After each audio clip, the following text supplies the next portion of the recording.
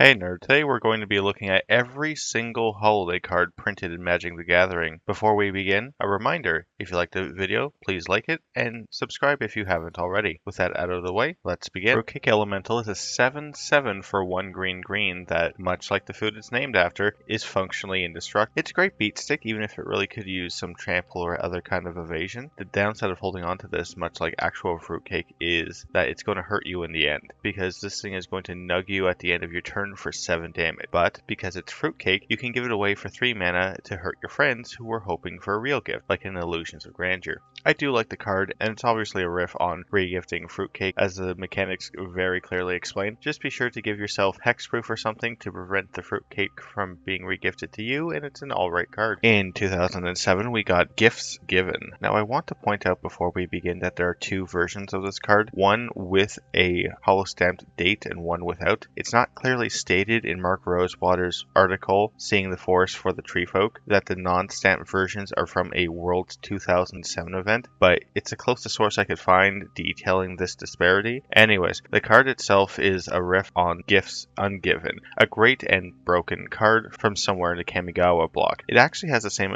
effect as Gifts Ungiven, except you search your opponent's library for the cards and you put them into your hand and their graveyard. It's a cool little effect, and if it had some exile-y shenaniganery, then it could be a black bordered card. Honestly, this is probably the most boring card on the list because of how close it just is to being Gifts Ungiven. It was only slightly tweaked. The art's very similar as well. I'm just not a fan of this one. The 2008 card is Evil Presence, and it's much more acorn than the previous entries on the list, but it's also a pun-filled read. The art isn't great. It's just 2 goblins surrounded by like bear trap. For 2 black, you have a sorcery which reads, put a creature card from your hand into play under target opponent's control. That creature attacks each combat if able, and it always attacks its controller. So this is doing a lot. For one, Evil Presence, and Evil Presence is great. The creature you so nicely gifted to your opponent is not only attacking them, but also have to look after it. It's like giving a person a really bad, hard to look after pet for a gift. They can't return it, it keeps biting them, and they kind of have to put up with it until they can throw it out with a sack outlet while you're not looking. Honestly, one of the best cards of the lot. It's a fun read, probably broken with some combo, I'm sure. Good card. The card for 2009 was Season's Beatings, which depicts Goblin Generational Trauma. Nice. For 4 red mana, you get a sorcery. Side note, there are a lot of 4 mana holiday cards. No clue why.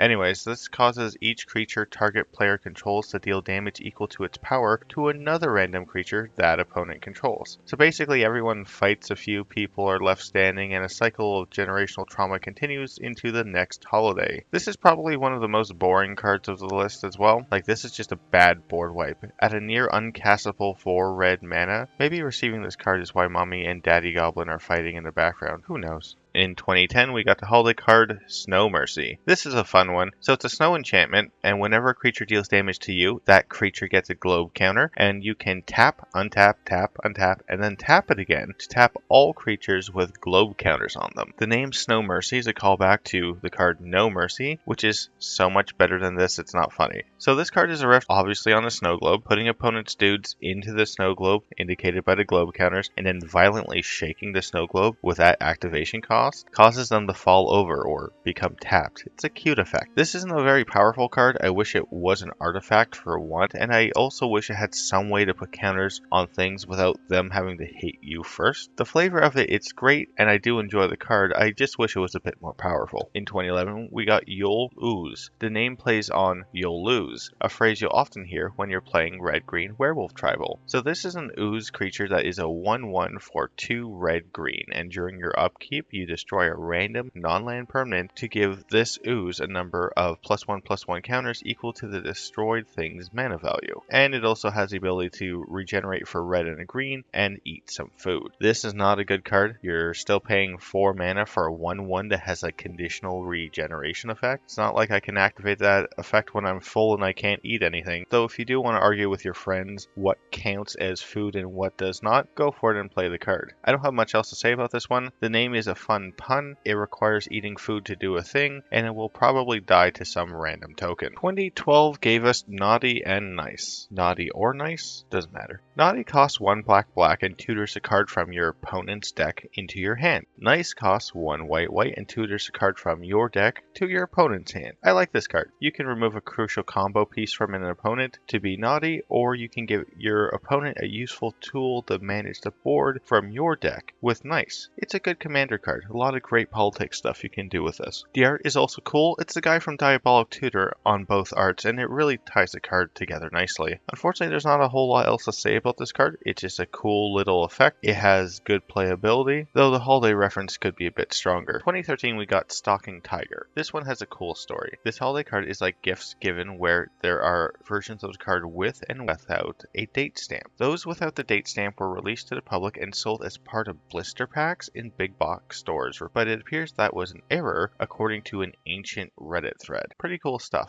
The card itself is a 5-mana 3/3 cat construct. It enters the battlefield with a sealed magic booster, which is one of the few times you'll ever see bolded text on a magic card. So it enters the battlefield with a booster under it, and if this 5-mana 3/3 without evasion manages to connect and deal damage to your opponent, you open the booster and add it to your hand. That's right, this one card can draw 8, 12, 14. Can you use those 30 card color boosters they had? That'd be rad. I don't get the gag this card is going for though. I think it's supposed to be a joke about boosters being stocking stuffers. Why it's a cat, I don't know. My cats have shown zero interest in Magic. They prefer Yu-Gi-Oh! Honestly, the backstory and mystery behind the unstamped versions is much cooler than the card itself. Maybe it works well in Cube. In 2014, Wizards gave us Mishra's Toy Workshop as a holiday card. Surprisingly, this is the only land holiday card, and it taps for 3 colorless mana. The caveat being that the mana can only be used on cards and effects that make tokens. It also forces you to use toys to represent those tokens. What constitutes a toy? I don't know, but I'd try and be funny with it.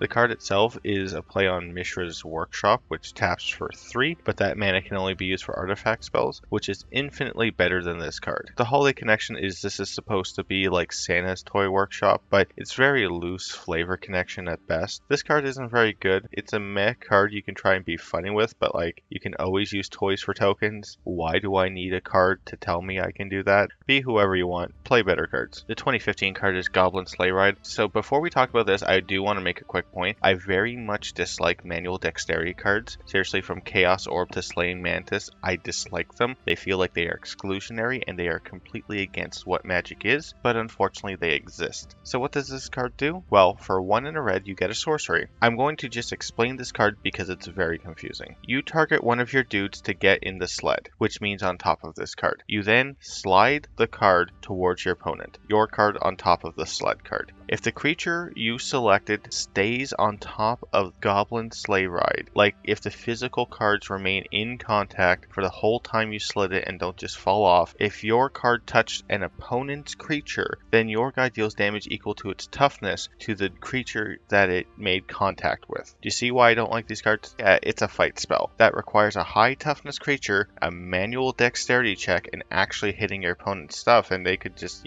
move and spread out all their stuff. If this card has ever been played and someone actually has done the thing and destroyed an opponent's creature with it, I would be shocked. In fact, if you can manage to get this to work, let me know down in the comments. I really dislike this one. Moving on. In 2016, Wizards gave us Thopter Pie Network. This one is a 4-mana enchantment that makes a 1/1 flying Thopter each upkeep, but you have to use food to represent the tokens. Much like Mishra's Toy Workshop, you could always use food to represent tokens. If a token dies and you were using food to represent it, you have to eat the food. This is probably one of the laziest designs in the holiday series of cards. It's just the card Thopter Spy Network, but with food. Like, why would you play the holiday version? You can just use popcorn or gummy bears or lasagnas for the tokens normally when you're playing the game. But as a card, it's very basic and boring. I don't really understand what holiday connection this could be connected to at all. It's just a bad card. In 2017, we got a really fun card in Some Disassembly Required. The art on this one is a snowman, but it's like a vat of acid dissolving a foot as well. They're making a snowman out of man. Love it.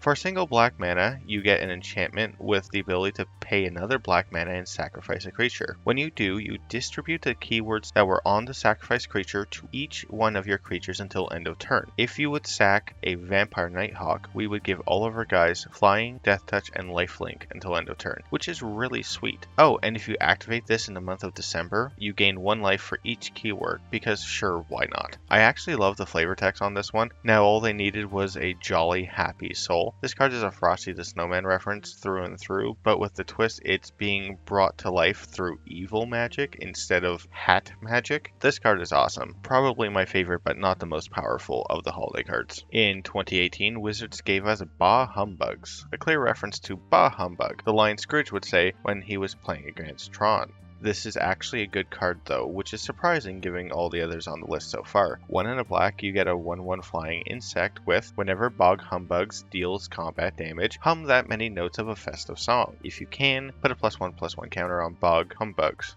The first time you hit it gets a counter, and then 2, and then 4, so it grows exponentially. I would also recommend picking one song that you know really well to hum each time this connects with an opponent. The flavor text on this card has the tune for Jingle Bells, which is a really cute reference. And if you can read music, you can actually hum along to it, which is really cute. I like this card. Good art, fun name, good effect, and overall a great little package.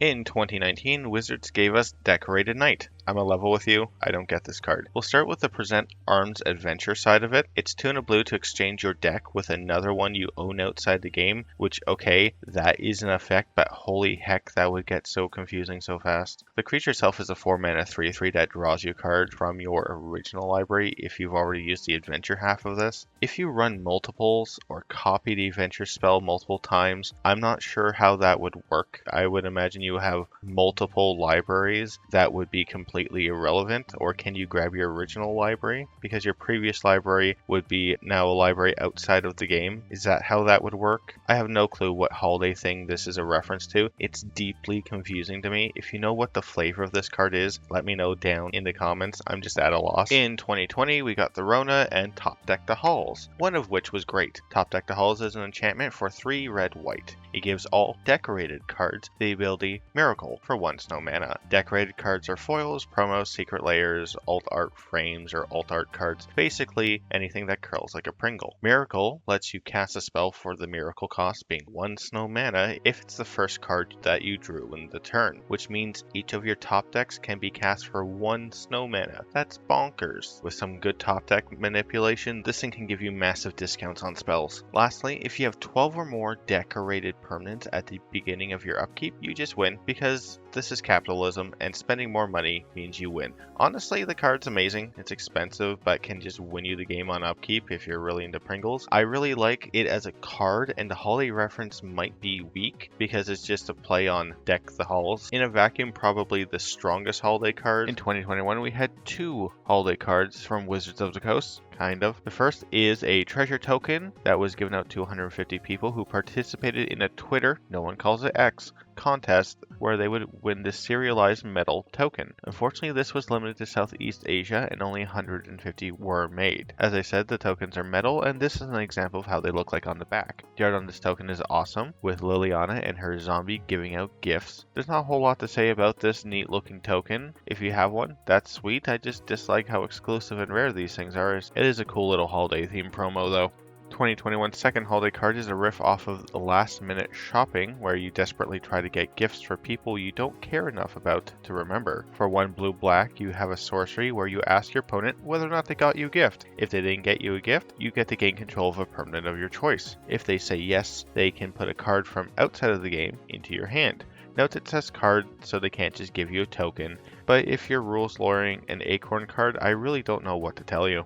The art of the card is nice. It features Gisa and Geralf, who are siblings and canonically act like siblings, by which I mean they hate each other and want to zombify each other. It has very fitting art and flavor for this card, and I like it quite a bit. Normally mechanics that make your opponents choose aren't great, but this card is awesome in multiplayer games where you can get creative with what gets gifted to you, or what solutions your opponents can give to you from outside of the game. 2022 brought us the simplest holiday flavor for a card, wrapping a gift. Chaos Wrap is 2 and a red for, okay look, so it's Chaos Warp, we know what that does. Twist is, if you flip a non-land permanent card, you instead put the card in as many sleeves as possible, and put the card onto the battlefield as a 4/4 red present creature that is considered wrapped. I'm not joking, wrapping a card apparently makes you put it in sleeves, which I think is the only reference to sleeves in all of Magic, so that's cool. Ooh, it also has this weird totem armor-like effect, so if the present creature is destroyed or dealt damage, you remove one of the sleeves. So if you're able to put a card into 4 or 5 sleeves, it's like it has 5 levels of totem armor, which is super cool. This is another one that feels lazy, like Gifts Ungiven or Thopter Pie Network. It's not, it's just a normal Magic card with an ill thought out holiday nonsense reference added instead. If they're doing that, a Dreidel Sensei's Divining Top would have been so much better. Chaos Wrap is just a meh card. And lastly, for 2023, we have a very reference latent card, Seasonal Sequels. For X and 3 blue, we have an instant where you pitch the title of up to X holiday-themed sequels to target spell. So that implies it has to be on the stack. Then you copy the spell for each pitch you did, and the spell copies are named what you pitched. Got it?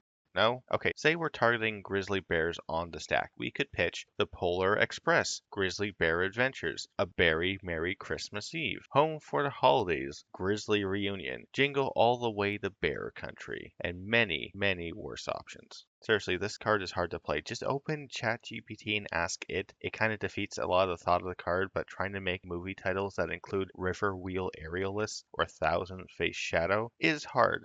The art on this one is great as well. You have Rakdos and Aurelia. I think that's Ral Zarek. He's got a toucan. There's Fibblethip with his weird little teeth. And the movies are Die Hard and Scales and Llanowar Elf. References to Christmas movies, Die Hard and Elf. The flavor text also gives examples of some of the pitches to try and clarify what the card actually does. Overall, it's a mess of a card that really just wants to cram in as many references into a single card as it can. It's a great idea with poor execution. And that is every holiday card in Magic the Gathering until next year. Each of these cards is rare and not distributed widely, so if you own one, I'd love to hear about it down in the comments below. Also remember to like the video if you liked it and subscribe for more content just like this. Thanks, nerds.